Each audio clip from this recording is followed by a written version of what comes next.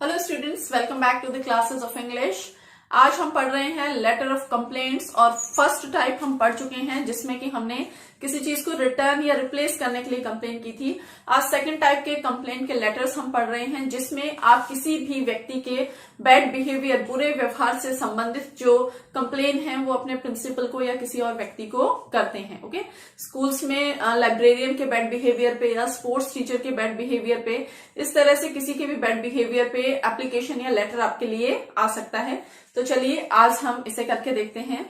और हाँ, अगर आप इससे पहले के लेटर के वीडियोस देखना चाहते हैं, उन सभी के लिंक नीचे डिस्क्रिप्शन बॉक्स में दिए गए हैं, जरूर देखें। ये पूरी की पूरी सीरीज आपको बहुत हेल्पफुल होगी बोर्ड एग्जाम्स में।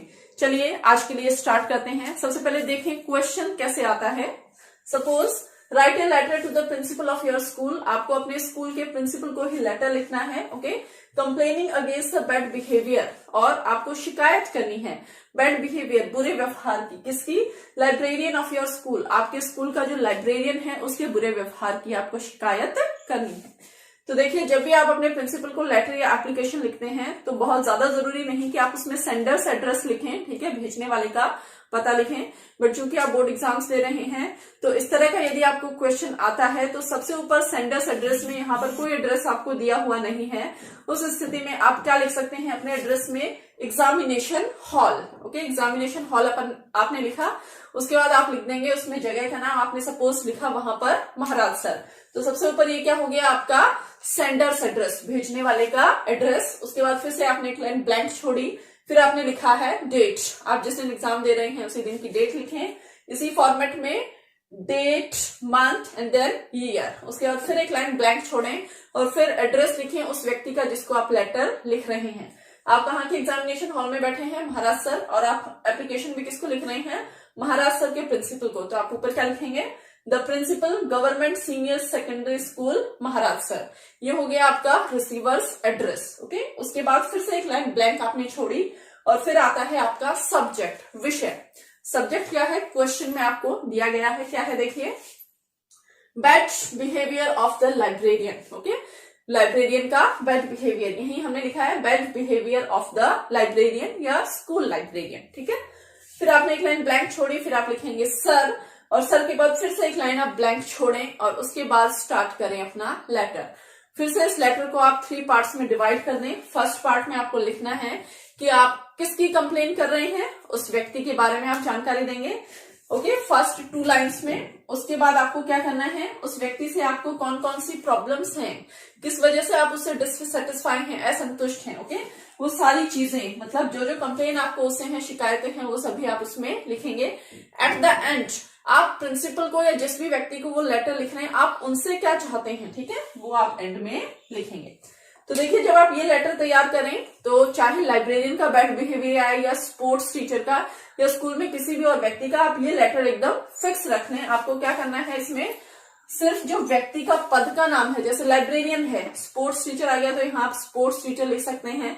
ठीक है, सिर्फ आपको उसे बदल देना है, बाकी सारा लेटर आपका सेम रहेगा। देखिए, चलिए, I want to bring to your kind notice, मैं आपका ध्यान आकर्षित करना चाहता हूं। आप ये भी लिख सकते हैं, I would like to attract your attention, okay, towards the bad behavior of our school librarian। किसकी तरफ? हमारे स्कूल लाइब्रेरियन के बैड बिहेवियर की तरफ।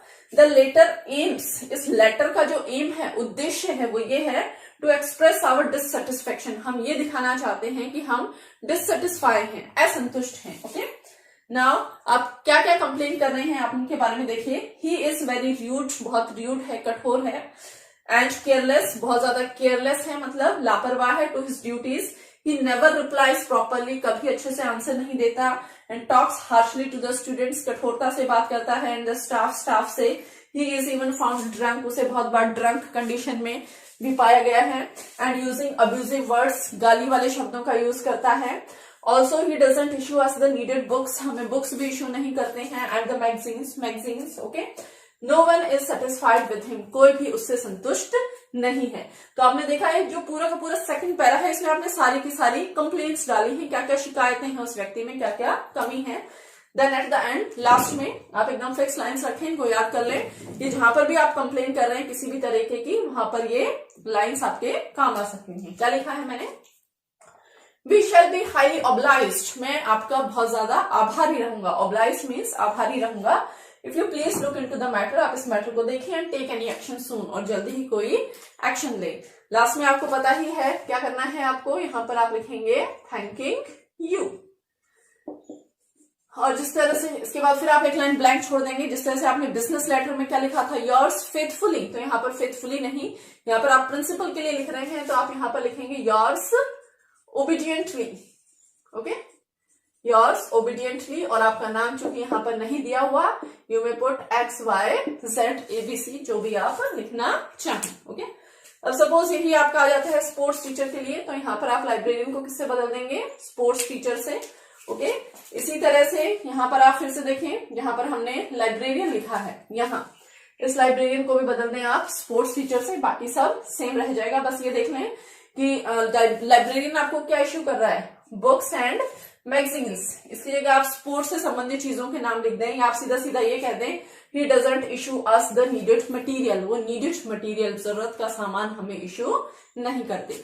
तो इस तरह की एप्लीकेशन लेटर यदि आप याद कर लेते हैं तो आप किसी भी तरह के बैड बिहेवियर की कंप्लेन इजीली एग्जाम में लिखकर आ सकते हैं। Okay, that's all for today students. Letter of complain को हम आगे भी कंटिन्यू रखेंगे।